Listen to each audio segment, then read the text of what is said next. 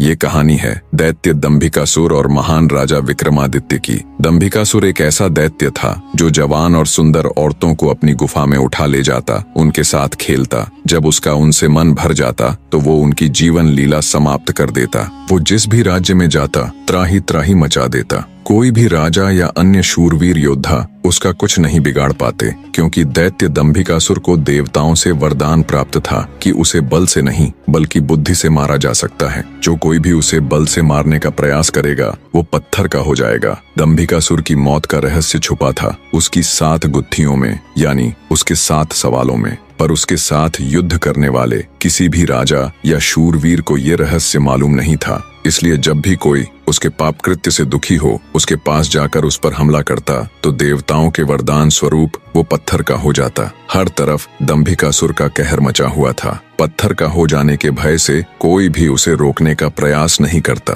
पर कहते हैं ना, जब पाप का घड़ा भर जाता है तो उसके भी फूटने का समय आ ही जाता है। हर जगह अपनी मनमानी कर एक दिन दैत्य दंभिकासुर ने उज्जैन नगरी की तरफ रुख किया। उज्जैन नगरी के ऊपर उस समय महान राजा विक्रमादित्य का शासन था। महाराज विक्रमादित्य न केवल बलशाली थे बल्कि वे बहुत बुद्धिमान भी थे। उन्हें हर प्रकार के कौशल में महारत हासिल थी।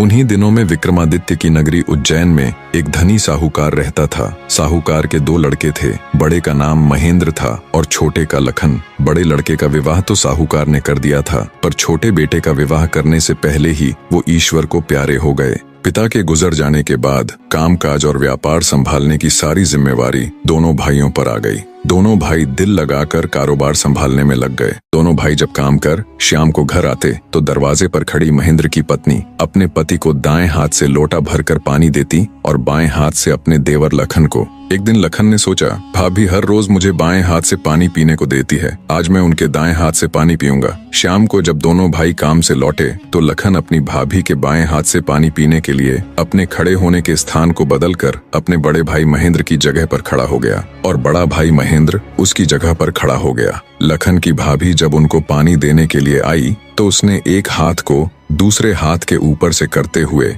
दाएं हाथ का लोटा अपने पति को दे दिया और बाएं हाथ में पकड़ा हुआ लोटा लखन को दे दिया। ये देख, लखन बोला, भाभी आज मैंने भैया के स्थान पर खड़ा होकर सीधे हाथ से दिया हुआ पानी पीना चाहा, परंतु आपने अपने हाथों को बदलते हुए मुझे बाएं हाथ से ही पानी दिया। आप मुझे बताएं, आपने ऐसा क्यों किया?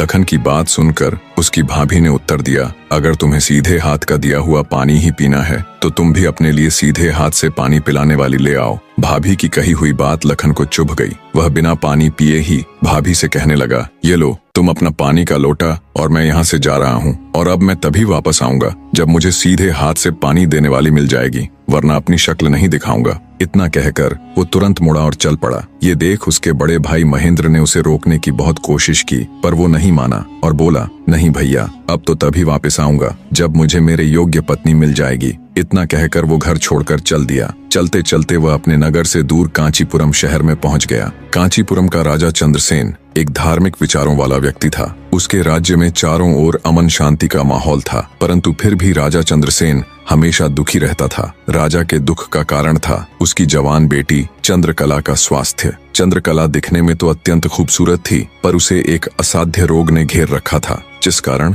राजकुमारी हमेशा अचेत अवस्था में रहती थी। राजा ने बहुत सारे हकीम और वैद्य राजकुमारी को ठीक करने के लिए लगा रखे थे, लेकिन उनमें से कोई भी राजकुमारी को ठीक नहीं कर पा रहा था। ठीक कर पाना तो दूर, वे राजकुमारी चंद्रा की बीमारी तक नहीं ढूंढ पा रहे थे। राजा को हमेशा यही दुख सताए जाता कि उसकी बेटी का क्या होगा। जब सभी प्रकार के वैद्यों, हकीमों और पूजा पाठ तंत्र मंत्र से भी राजकुमारी चंद्रकला को कोई फायदा नहीं हुआ तो राजा ने अपने राज्य में यह घोषणा करवा दी कि जो व्यक्ति मेरी बेटी को ठीक करेगा, मैं उसके साथ ही अपनी बेटी चंद्रकला का विवाह कर दूंगा और उसे अपना आधा राज्य भी दूंगा। लखन जब राज्य की राजधानी में पहुंचा तो उसने देखा कि वहां हर तरफ राजकुमारी की चर्चा हो रही थी। राज्य का हर कोई व्यक्ति राजा की घोषणा और राजकुमारी की बीमारी की बात कर रहा था। जब लखन ने एक व्यक्ति से इस बारे में पूछा तो व्यक्ति ने राजकुमारी की बीमारी से लेकर राजा की घोषणा तक का सारा किस्सा लखन को बताया। सारी बातें सुन लखन कुछ देर वहां खड़ा विचार करता रहा, फिर कुछ सोचकर वो राजमहल की तरफ चल पड़ा। एक जिंदा सांप राजा की लड़की के पेट में रहता था। सांप ने राजा की लड़की को अपने वश में किया हुआ था। जब रात होती तो वो कुछ देर के लिए राजकुमारी के मुख से बाहर निकलकर जंगल की तरफ चला जाता और सुबह होने से पहले ही वो फिर से उसके अंदर चला जाता। राजकुमारी इस बात से बिल्कुल अनजान थी कि उसके अंदर एक सांप ने डेरा डाला हुआ है। अनजाने में वो पूरी तरह से उस नाग के वश में थी। राजमहल में किसी को भी इस बात की भनक तक नहीं थी कि राजकुमारी के अंदर एक 7 फुट का सांप रहता है। सभी यही समझते कि पता नहीं राजकुमारी को क्या बीमारी लग गई जिसके कारण वो हमेशा अचेत रहती है। बड़े से बड़े वैद्य और हकीम भी इस बात का पता नहीं लगा पाए। लखन जब राजमहल के अंदर गया तो उसने देखा कि वहाँ पर बहुत सारे वैद्य और हकीम राजकुमारी को ठीक करने के लिए लगे हुए हैं। एक कोने में खड़े होकर चुपचाप लखन ये सारा माजरा देखने लगा। जब शाम का समय हुआ तो सभी हकीम और वैद्य धीरे धीरे करके वहाँ से चले गए। तब लखन राजा के मंत्री के पास गया और बोला, मंत्री महोदय, सभी अपना प्रयास कर चुके हैं, अब एक मौका मुझे भी दिया जाए। लखन की बात सुन मंत्री उसे अपने साथ ले राजा के पास जाता है और लखन का प्रस्ताव राजा के सामने रखता है। बेचारा हर तरफ से निराश हो चुका राजा एक बार अनमने ढंग से लखन की तरफ देखता है, फिर दुखी मन से कहता है, बताओ तुम मेरी बेटी का इलाज किस प्रकार करोगे। लखन राजा को प्रणाम कर बोला, महाराज, मुझे एक रात अपनी बेटी के साथ ठहरने की इजाजत दीजिए, तभी मैं किसी नतीजे पर पहुंच सकूंगा। एक बात और महाराज, मैं बिल्कुल एकांत में राजकुमारी के साथ रहना चाहता हूँ, तभी मैं अच्छे से ध्यान लगाकर राजकुमारी जी की बीमारी का पता लगा पाऊंगा। लखन की आत्मविश्वास भरी बातों से राजा के मन में हल्की सी उम्मीद जागी। उसने लखन को रात में राजकुमारी के साथ एकांत में रुकने की इजाजत दे दी। राजा की इजाजत मिलते ही लखन राजकुमारी के कक्ष में गया और उससे कुछ दूर एकदम चुपचाप बैठकर उसे देखने लगा। जैसे ही रात के 12 बजे का समय हुआ तो अचेत अवस्था में पड़ी हुई राजकुमारी के मुंह से सांप बाहर निकला और महल के परिसर से होता हुआ जंगल की ओर चला गया। ये सब देख लखन दंग रह गया। वो बिना कुछ हरकत किए चुपचाप वहीं बैठा रहा। जब रात का आखिरी पहर खत्म होने को आया तब वो सांप वापस लौटा और राजकुमारी चंद्रकला के मुख से होता हुआ पूरा उसके अंदर समा गया। दम साधे लखन ये सारा माजरा देखता रहा। सारा माजरा देख उसे समझते देर न लगी कि राजकुमारी की सारी बीमारी की जड़ ये सांप ही है। सुबह हुई तो राजा चंद्रसेन डर और बेसब्री के मिश्रित भावों के साथ लंबे लंबे कदम रखता हुआ अपने मंत्री के साथ राजकुमारी के कमरे में आया और बेसब्री से उसने लखन से पूछा, बताओ लड़के, तुम किस नतीजे पर पहुंचे? क्या मेरी बेटी ठीक हो जाएगी? लखन बोला, महाराज, मुझे राजकुमारी की बीमारी का पता चल गया है और ईश्वर ने चाहा तो वो जरूर ठीक हो जाएगी। आप मुझे एक रात का समय और दीजिए और मेरे लिए एक तलवार, एक मिट्टी से भरी हुई बड़ी सी बाल्टी का इंतजाम कर दीजिए। लखन की बात सुन राजा को बहुत सुकून मिला। उसने मंत्री को लखन के द्वारा मांगा गया सारा सामान उसे देने का निर्देश दिया। अब सभी को इंतजार था तो बस रात का। राजकुमारी को सांप के चंगुल से मुक्त कराने के लिए लखन रात्रि के आने का बेसब्री से इंतजार कर रहा था। पूरी तैयारी के साथ हाथ में धार धार तलवार लिए लखन राजकुमारी की ओर निगाहें गढ़ाकर उससे कुछ दूरी पर बैठ गया। जैसे ही राजमहल के घड़े ने रात्रि के 12 बजे का घंटा बजाया, वैसे ही फुंफकारता हुआ सांप राजकुमारी के मुख से निकला तो उसके इंतजार में बैठे लखन ने अपनी धार धार तलवार से उस पर तेजी से ऐसा वार किया कि तुरंत सांप 2 टुकड़ों में जमीन पर बिखर गया। लखन ने सांप के दोनों टुकड़ों को उठाकर रेत से भरी बाल्टी के अंदर दबा दिया और सुबह होने से पहले ही बाल्टी समेत मृत सर्प को जंगल में ले जाकर उसे आग के हवाले कर दिया और वापस राजमहल लौट आया। तब तक सुबह होने का समय भी करीब हो चला था। राजमहल जब लखन ने राजकुमारी चंद्रकला को जगाया तो हमेशा अचेत अवस्था में रहने वाली राजकन्या तुरंत उठकर बैठ गई, क्योंकि अब उसके अंदर से वो सर्प निकल चुका था तो उसका प्रभाव भी खत्म हो चुका था। राजकुमारी उठते ही हैरान थी। उसे ऐसा लग रहा था जैसे पता नहीं वो कितने सालों से नींद में थी। जब लखन ने राजकुमारी से उसके स्वास्थ्य के बारे में पूछा तो अचंभित राजकुमारी ने अपने आप को बिल्कुल ठीक बताया। तब तक सुबह भी हो चुकी थी। उधर राजा भी पूरी रात सोया नहीं था। उसे बस इंतजार था तो सुबह का। जैसे ही सुबह हुई राजा बेसब्री से भागा भागा राजकुमारी के कक्ष में आया। जब उसने बिल्कुल सही सलामत अपनी बेटी को बैठे और बात करते पाया तो उसकी खुशी का ठिकाना ना रहा। आंखों में अश्रु लिए राजा ने तुरंत अपनी लाडली बेटी को गले लगा लिया। भरे हृदय से राजा ने हाथ जोड़कर लखन का शुक्रिया अदा किया और अपनी शर्त के अनुसार राजकुमारी चंद्रकला का विवाह लखन के साथ कर दिया। जब राजा ने लखन को अपना आधा राज्यपाट देना चाहा तो लखन ने राज्य लेने से साफ मना कर दिया। ऐसा स्वाभिमानी दामाद पाकर राजा चंद्रसेन खुशी से फूला नहीं समाया। उसने खुशी खुशी बहुत सारा धन देकर अपनी बेटी चंद्रकला को लखन के साथ विदा कर दिया। जब राजकुमारी चंद्रकला को ले लखन अपने राज्य उज्जैन नगरी पहुंचा तो उसकी भाभी समेत पूरे परिवार ने उन दोनों का हार्दिक स्वागत किया। लखन खुशी खुशी अपनी नवविवाहिता पत्नी राजकुमारी चंद्रकला के साथ रहने लगा। कुछ ही दिन बाद उज्जैन नगर में एक भव्य समारोह था जिसमें राजकुमारी चंद्रकला भी अपनी भाभी के साथ समारोह देखने गई हुई थी। तभी मेले में दूसरी तरफ से दैत्य दंभिकासुर ने प्रस्थान किया। इतने बड़े दानव को देख समारोह में हड़कंप मच गया। हर कोई अपनी जान बचाने के लिए इधर उधर भाग रहा था। दैत्य को देख राजकुमारी चंद्रकला भी अपनी भाभी के साथ जब समारोह से भागकर जाने लगी, तभी दंभिकासुर की नजर राजकुमारी चंद्रकला पर पड़ गई। राजकुमारी के रूप यौवन को देखते ही दानवराज दंभिकासुर उस पर मोहित हो गया। दैत्य अपने पूरे जीवन काल में बहुत सी स्त्रियों के साथ खेला था, पर आज तक उसने इतनी सुंदर स्त्री कभी नहीं देखी थी। पलक झपकते ही उसने चंद्रकला को उठा लिया और उसे राज्य के बाहर अपनी गुफा में ले गया। राजकुमारी चंद्रकला का रो रो कर बुरा हाल था। उस बेचारी की तो किस्मत ही खोटी थी। कितने सालों तक वो उस नाग के चंगुल में फंसी रही। कुछ ही दिन पहले नाग से आजाद हुई थी। सोचा अब जिंदगी अच्छे से गुजरेगी, पर अब दैत्य दंभिकासुर ने उसे अपनी गुफा में ला पटका। न तो उसके आंसू रुकने का नाम ले रहे थे और न वो किस्मत को कोसने से। उसकी मनमोहक सुंदरता से अभिभूत दैत्य ने उसके साथ किसी प्रकार का बल प्रयोग नहीं किया। वह उस अद्भुत नारी को जबरदस्ती नहीं बल्कि उसकी सहमति से प्राप्त करना चाहता था। दंभिकासुर ने राजकुमारी से कहा, या तो तू अपनी मर्जी से मेरे साथ रहने के लिए सहमत हो जा, अन्यथा आजीवन तू ऐसे ही मेरी कैद में सड़ती रहेगी। दैत्य की बात सुन राजकुमारी चंद्रकला गुस्से से रोती हुई बोली, मैं तुम्हारे साथ रहने से पहले मरना पसंद करूंगी, और अगर तुम ये सोचते हो कि तुम मुझे यहाँ उठा लाए तो मैं तुम्हारी हो गई, तो ये तुम्हारी सबसे बड़ी भूल है। मेरा पति मुझे ढूंढते हुए यहाँ जरूर आएगा और वो तुझे छोड़ेगा नहीं। राजकुमारी की बात सुन दंभिकासुर घिनौनी हंसी हंसते हुए बोला,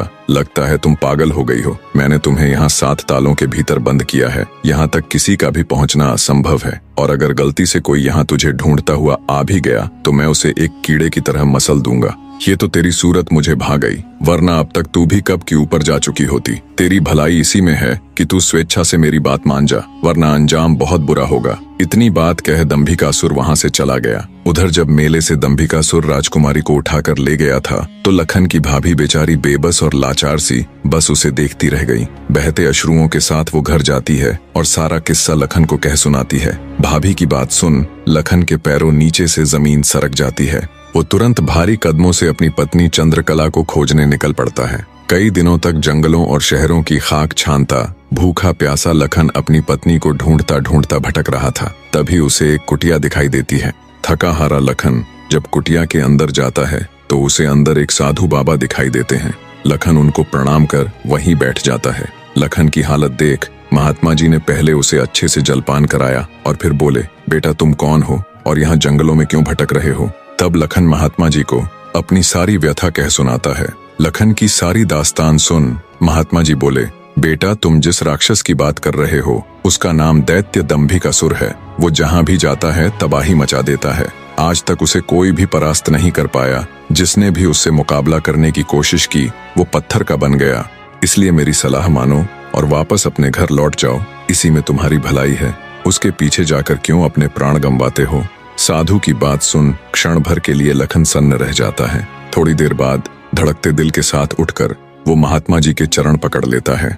उसकी आंखों में डर और साहस के मिश्रित भाव थे। अपनी पत्नी को याद कर लखन ने आंखों में आंसू भरकर कहा, नहीं महाराज, मैं ऐसा कदापि नहीं कर सकता। मेरी पत्नी उस दैत्य के चंगुल में है और उसे छुड़ाने के लिए मैं कुछ भी कर सकता हूँ। हे साधु बाबा, अब आप ही मेरी आखिरी उम्मीद हैं। घर तो मैं नहीं जाऊंगा, चाहे मेरे प्राण ही क्यों न चले जाएं। लखन की बात सुन साधु महाराज ने गहरी सांस ली और कुछ पल सोचने के बाद कहा, देख लो बेटा, मैं एक बार फिर कह रहा हूँ, उस दैत्य के सामने तुम्हारे बचने की संभावना बहुत कम है। लखन बोला, महाराज मुझे मेरे प्राणों की जरा सी भी फिक्र नहीं है। आप तो बस मुझे उस तक पहुँचने का मार्ग बताए कृपया। लखन के दृढ़ निश्चय को देख महात्मा जी ने फैसला किया कि वे उसकी मदद करेंगे। गहरी सांस लेते हुए वे बोले, तो सुनो बेटा, दैत्य दंभिकासुर कोई साधारण राक्षस नहीं है। उसने सालों तपस्या करके देवताओं को प्रसन्न कर उनसे वरदान वरदान प्राप्त किया है कि जो कोई भी प्राणी उस पर हमला करेगा तो वह तुरंत पत्थर का बन जाएगा। उसे पराजित करने का सिर्फ एक ही उपाय है, वो है उसकी 7 गुत्थियों को हल करना,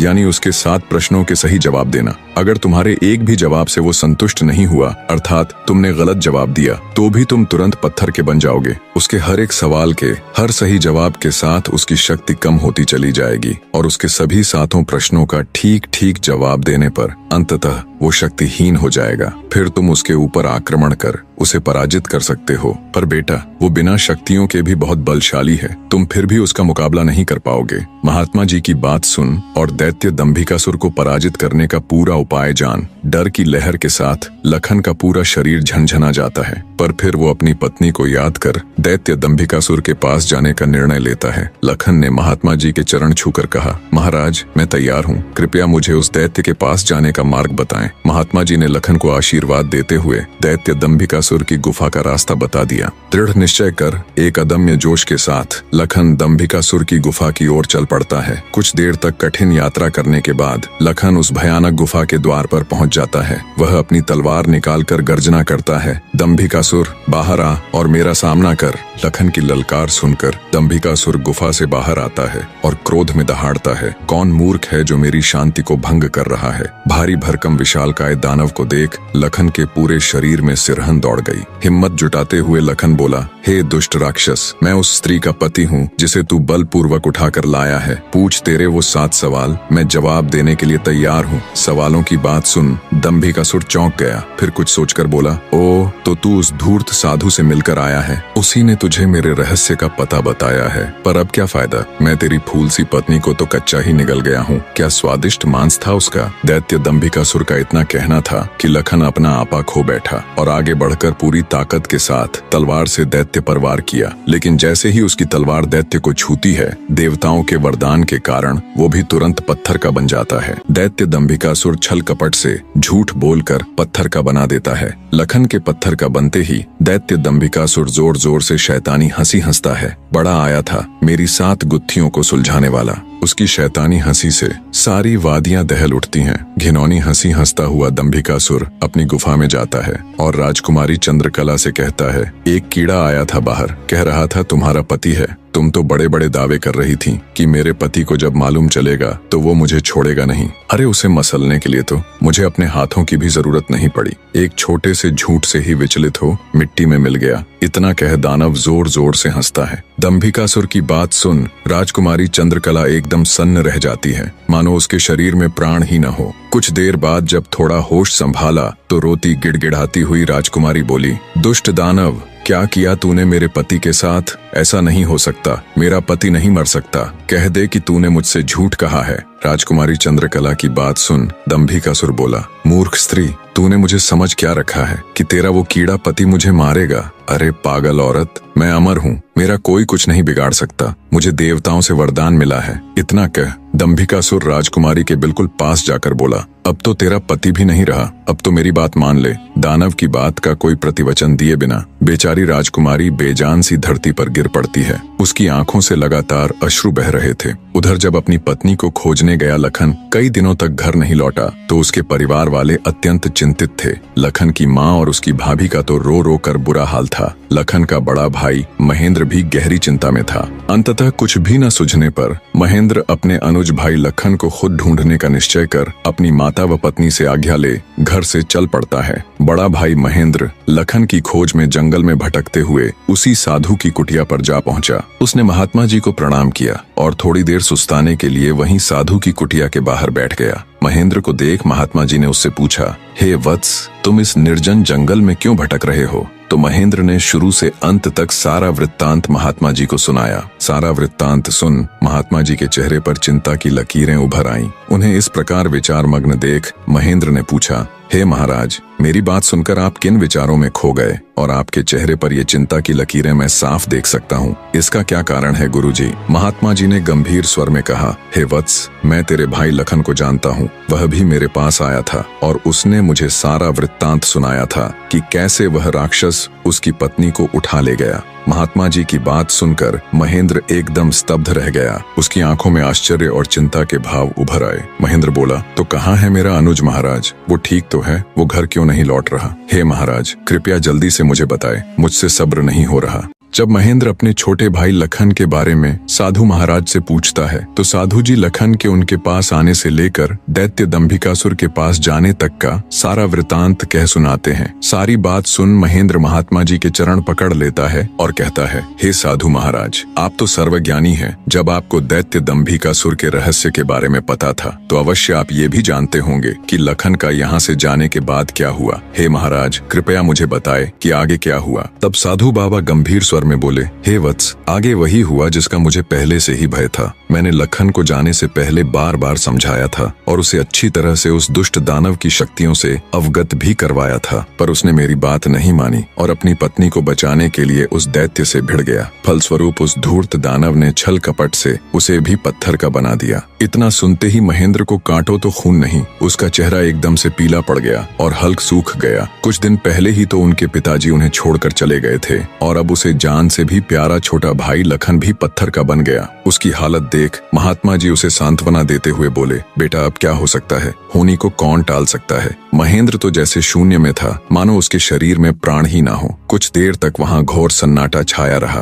कुछ होश ठिकाने आने पर आंखों में अश्रु लिए महेंद्र बोला, हे महाराज, अब आप ही मेरी मदद कीजिए और मुझे रास्ता दिखाए जिससे मेरा अनुज फिर से अपने मानव रूप में लौट आए। महेंद्र की बात सुन महात्मा जी बोले, बेटा ऐसा तो कोई रास्ता नहीं है। जैसा कि मैंने बताया, उस दुष्ट दानव की 7 गुत्थियों का जवाब देना ही इस समस्या का एकमात्र हल है। कोई व्यक्ति जब उसके सभी सवालों के जवाब देकर उसे पराजित कर मौत के घाट उतार देगा, तब तुम्हारा भाई लखन ही नहीं बल्कि उस मक्कारी दैत्य द्वारा श्रापित किए गए सभी जीव अपने वास्तविक रूप में लौट आएंगे। महेंद्र बोला, महाराज आप तो सर्वशक्तिमान हैं, फिर आप ऐसा क्यों नहीं करते? महेंद्र की बात सुन महात्मा जी बोले, बेटा बेशक मैं उस पापी दानव के सभी सवालों का जवाब दे सकता हूँ, पर मेरी भी कुछ सीमाएं हैं जिन्हें मैं चाह कर भी नहीं लांघ सकता। इतना कह साधु महाराज चुप हो जाते हैं। तब महेंद्र बोला, ठीक है महाराज, तो फिर मैं खुद जाऊंगा अपने अनुज को बचाने और उस दुष्ट दैत्य के सवालों का जवाब देने। महेंद्र की बात सुन महात्मा बोले, बेटा तुम भी उसका कुछ नहीं कर पाओगे।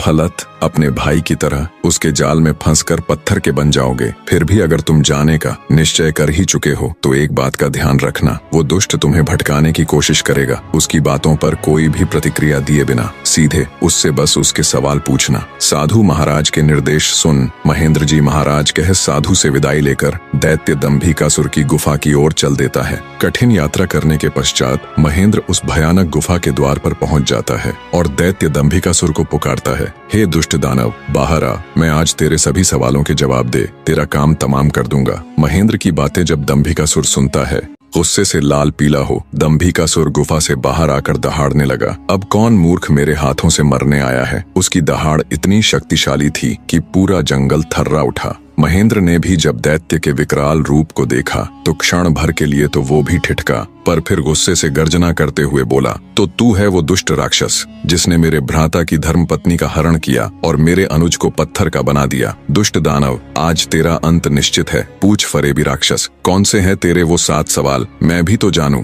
दंभिकासुर घिनौनी हंसी हंसते हुए बोला, ओह, तो तू उस निकम्मे कीड़े का भाई है जो मेरे शाप की भेंट चढ़ गया। लगता है तेरा भी जीने से मन भर गया, जो तू सब जानते हुए भी यहाँ आया। महेंद्र क्रोध से दांत पीसते हुए बोला, घिनौने राक्षस, बातों में वक्त जाया मत कर। मैं तेरी बातों में आने वाला नहीं हूँ। जल्दी से पूछ तेरे वो सवाल, नहीं तो मैं तुझे इसी क्षण यमलोक पहुंचा दूंगा। ये सुन दंभिकासुर घिनौनी हंसी हंसकर नृत्य करते हुए बोला, सुन मूर्ख, मैंने तेरे भाई की पत्नी के साथ खूब विहार किया और जब मेरी इच्छा पूर्ण हुई तो उसके मांसल शरीर को कच्चा ही भक्षण कर लिया। क्या स्वादिष्ट मांस था उसका। अब तेरी बारी है, पर तुझे तो मैं पत्थर भी नहीं बनाऊंगा, सीधे तेरे टुकड़े टुकड़े कर डालूंगा। दैत्य दंभिकासुर के बोले गए ये बोल महेंद्र की छाती में किसी भाले की तरह लगे। अपने भ्राता की पत्नी के बारे में कहे गए शब्दों से उसके तन बदन में आग लग गई। सब कुछ अच्छे से जानते हुए भी महेंद्र अपने ऊपर काबू नहीं रख सका और दैत्य दंभिकासुर को मारने के लिए तेजी से उसकी तरफ लपका।